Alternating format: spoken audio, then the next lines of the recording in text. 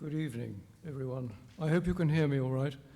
If I fade away, do wave your hands in the air. Thank you, Agamemnon, for your kind introduction. I'm supposed to be chairing this evening's event, so I'd better set a good example and not speak for more than 20 minutes, which is what we're all supposed to be doing. 17 years have passed since I last addressed your society on the subject of Mount Athos. I had then visited the mountain 10 times and been baptized there. I've now visited a further 9 times and published 2 books about its history. Display copies are available at the back for anyone who's interested in them. The mountain has become my spiritual home. And like a swallow in the spring, I go back there as often as I can. This evening I was asked to talk to you about the history of Mount Athos, but in fact I'm going to speak about the pan-orthodoxy of the mountain. For me, it's the pan-orthodoxy of Athos that is the jewel in its crown, and it has been so throughout its history. Athos is in Macedonia, and Macedonia, as everyone here would agree, is in Greece. But Athos is not Greek. Athos is the spiritual heart of the entire Orthodox world. And if it were ever to lose its pan-orthodoxy, it would lose the greater part of its raison d'etre. Anyone who's been there, or anyone who has had the pleasure of sailing round the peninsula, which anyone can do, will agree that it is pretty inhospitable territory.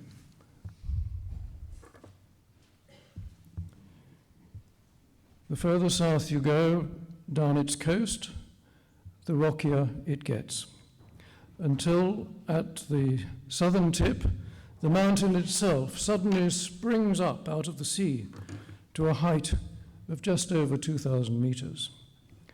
It's ideal country for the ascetic life. The first hermits came in the 9th century.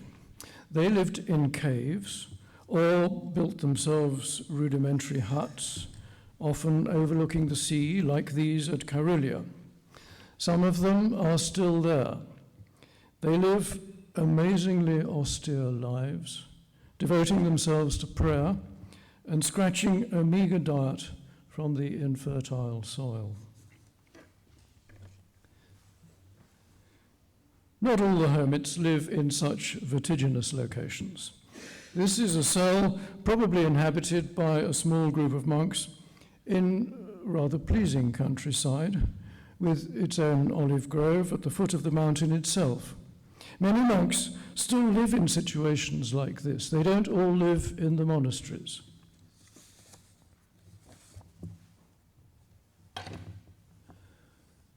Around the year 960, Saint Athanasius the Athonite came to the mountain. He was a native of Trebizond on the Black Sea coast of Asia Minor, and he came first as a hermit.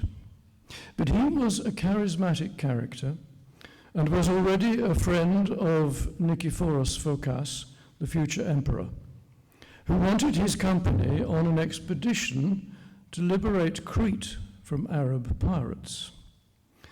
Athanasius agreed to go, and Crete was duly recovered for the empire.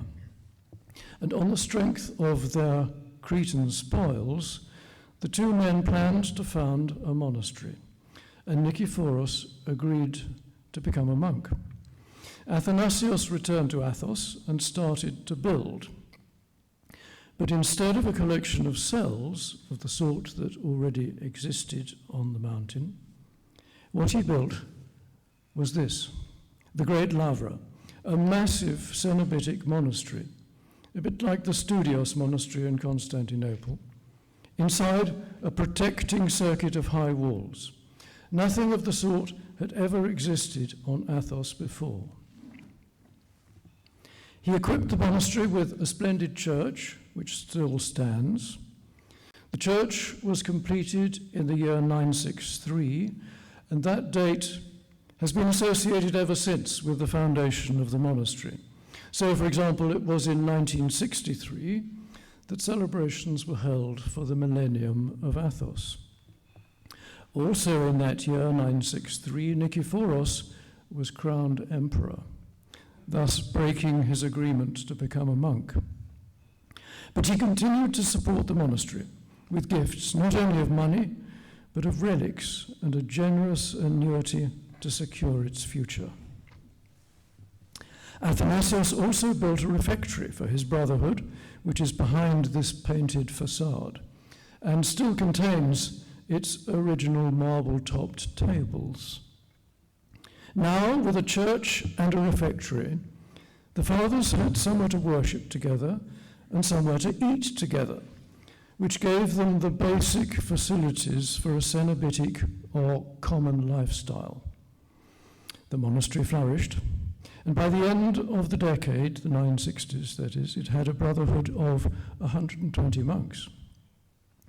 Athanasius remained as abbot for nearly 40 years, during which time he acquired fame not only for his piety and his learning, but also his qualities as a ruler and pastor, a reputation that attracted monks from all over Eastern Europe and even further afield, from Georgia and Armenia in the east and from Italy in the west. During Athanasius' lifetime, numerous other monasteries were founded on Athos. Not all of them survive, but of those that do, this one needs to be mentioned. This is Iveron, the monastery of the Georgians. Georgia was an independent kingdom outside the Byzantine Empire, but links between the two were close, and a group of Georgian monks had found their way to Athos and become disciples of Athanasius.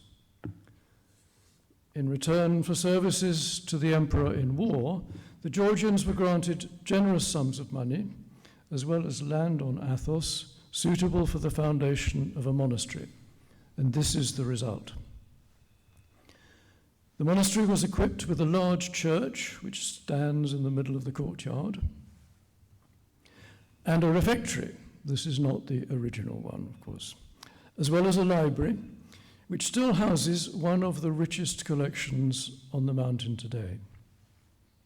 And the monastery soon became an important center for the copying of manuscripts and for cultural exchange between Byzantium and Georgia. This lonely tower is all that remains of another remarkable institution on the mountain that came from outside the borders of the empire. This was the Benedictine monastery of the Amalfitans, founded before the end of the 10th century by monks from the city of Amalfi on the west coast of Italy. They were first drawn to the mountain by the charismatic reputation of Saint Athanasius, who welcomed them, though it was in fact the Georgians who helped them to found their own monastery in about 985. And it's a tribute to the ecumenical nature of Athonite monasticism at the time that this monastery survived for more than 300 years. One could scarcely credit the existence of a Benedictine house using a Latin rite on Athos today. So far, we've had Georgians arriving from the east and Italians from the west. Now, by the start of the 11th century, we have evidence of Russians arriving from the north. Their country had only recently received Christianity with the baptism of Prince Vladimir of Kiev in 988. Yet by 1016, there is already a record of a Russian presence on Athos. And this is where it was. It's still a Russian house today, the Skeet of Bogorodica, but it stands on the site of the former monastery of Xilurgu, which means of the carpenter. Here is its church, which dates from the early 11th century and is dedicated to the Dormition of the Mother of God. By 1169, the Russian Brotherhood had grown substantially and needed a larger site, which was duly found for them, and the ruined monastery of St. Panteleimon was given to them with permission to rebuild it. Only 1 or 2 monks live there today, because in 1765, most of the Russians moved to a new site by the sea, where they remain to this day. Meanwhile, the peoples of Eastern Europe, even if they remained politically independent of the Byzantine Empire, all owed their religion and much of their culture to Byzantium. They shared common cultural values, and they formed an unofficial community, which we now know as the Byzantine Commonwealth. They all looked to Constantinople for ecclesiastical authority, and as Athos emerged as the international center of Byzantine spirituality, they looked to the mountain as the monastic focus, where they all aspired to have a place of their own. Thus they formed a new spiritual and cultural community, which I have named the Athonite Commonwealth. Next on the scene were the Serbs, who took advantage of the growing weakness of the empire in the late 12th century and cultivated cultural relations with their Byzantine neighbors. In 1193, a prince of the Serbian ruling family became a monk on Athos with the name Savas. 3 years later, his father abdicated and joined his son on Athos with the name Simeon.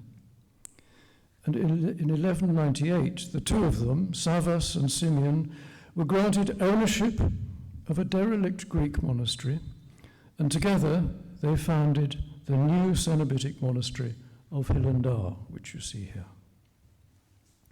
With support from Serbia, as well as from the emperor, the monastery flourished, and by 1204 it had 90 monks. It was equipped with the usual requirements for a Cenobitic monastery, such as this beautiful church, which was actually rebuilt in the 14th century. And the church contains the famous tricherosa, or three-handed icon, of the Mother of God. And of course, a refectory, whose walls are decorated with fine frescoes of the saints.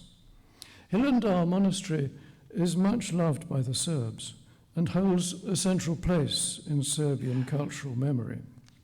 St. Savas is the country's patron saint, and you see him wherever you go. Bulgarians had probably been on Athos from the 10th century, but the monastery of Zographou, which is their monastery today, seems not to have become Bulgarian before the 13th century. Its port tower, shown here, dates probably from the late 15th century. The monastery itself lies a few kilometers inland and is surrounded by dense forest. And its massive church dates from the start of the 19th century and is dedicated to St. George. The Romanians were not organized ecclesiastically before the 14th century, when the metropolitanates of Moldavia and Wallachia declared their allegiance to Constantinople. The Greek monastery of Kutlumuseu, seen here, was an earlier foundation, but by the 14th century it had become very dilapidated, and its abbot sent a plea to the rulers of Wallachia for assistance. They undertook to rebuild it, and in return, Romanian monks were admitted to the monastery. which for a while was known as the Lavra of Wallachia. But in fact, it never ceased to be a Greek monastery, and the Romanians have never actually held a monastery of their own on Athos. But they do possess a number of subsidiary settlements, such as the cells of Kolitsou near Vatopedi, which you see in this picture, where the celebrated blind elder Dionysios lived until his death at the age of 96 in 2004. Also Romanian is the Skeete Prodromou, which is a dependency of Great Lavra. This skeete has seen revival recently, thanks largely to the inspired leadership of Prior Petronios, and numbers have risen to about 50. Similarly revived is the other Romanian skeete of Lacu, which nestles below the peak of the mountain itself and is a dependency of St. Paul's Monastery. Here, the revival has been led by Prior Stefan, seen here in a photograph taken 20 years ago. As at Prodromou, numbers here have also risen to about 50. They were down to 1 in the 1970s. In the 19th century, there was a dramatic expansion of the Russian presence on the mountain, as is demonstrated by this picture of St. Andrew's Skeete. It housed nearly 1,000 monks at its height, and in the first decade of the 20th century, Slavs were actually in a majority on Athos, outnumbering Greeks. But then the bubble burst. They were split by heresy, and half of them were deported. Then they suffered revolution and civil war, and after 1917, no more Russians came to the mountain, either as monks or as pilgrims. And the monks on Athos gradually got older and older and fewer, until the last monk at this skeete died in the 1970s. 2 of the Russian skeets were Hellenized in the 1990s, including this one. But the Russian monastery of St. Panteleimonos has now seen considerable revival and has a brotherhood of about 100 monks.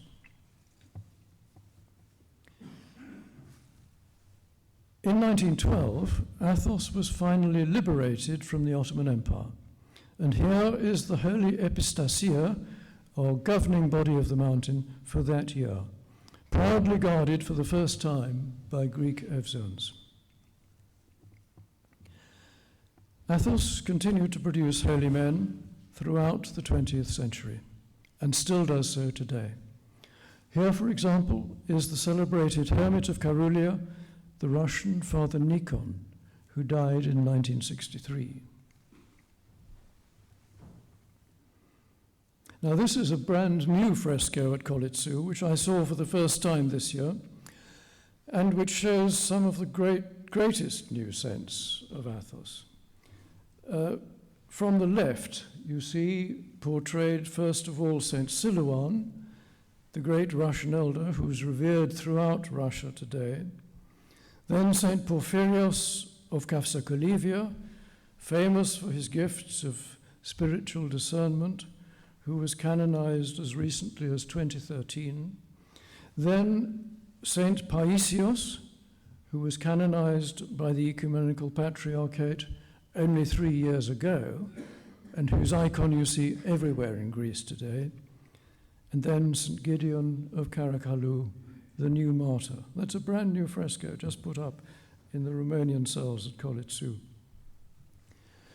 This is Elder Joseph the Hesychast, who lived in a remote cell in the Athonite desert, and who is regarded as one of the chief architects of the revival that took place on Athos in the second half of the 20th century. This is the cell where he lived. His disciples went out from there to revive no fewer than 6 Athonite monasteries. One of them was Elder Joseph of Vatopedi, seen here on the left of this photo, while his spiritual child, Abbot Ephraim of Vatopedi, on the right, tonsures a new monk. And now we come full circle. As I said earlier, the Georgians were among the first to acquire a monastery of their own on Athos in the 10th century, though they lost control of it in the 14th century. But recently, Georgian monks have been returning to the mountain. And here we see new cells being built by the monastery of Vatopedi specifically to accommodate Georgian monks. And here in my last picture is Patriarch Kirill of Moscow visiting the Serbian monastery of Hilandar in 2013. There is no question that the Russians are back. The pan-orthodoxy of Athos is as vibrant as ever, and Athos remains the spiritual heart of the entire Orthodox world. Thank you.